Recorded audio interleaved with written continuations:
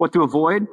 Just want to make sure, we throw some stuff up there. I may have already covered some of this, but laminations with, really tight dimensional tolerances, they create some short stamping die lives. We're going to wear out the dies quicker.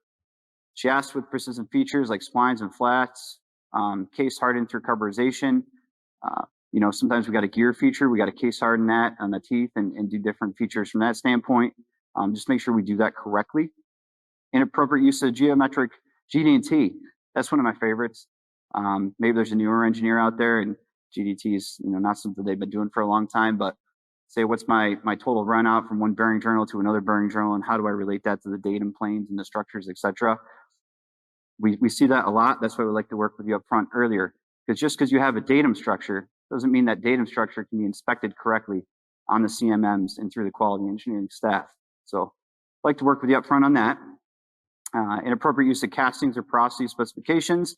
That's from the cast rotor standpoint. Rotor stator cores, dimensional geometric tolerances. Sometimes we get super tight GD&T on parts that you can't put super tight GD&T on.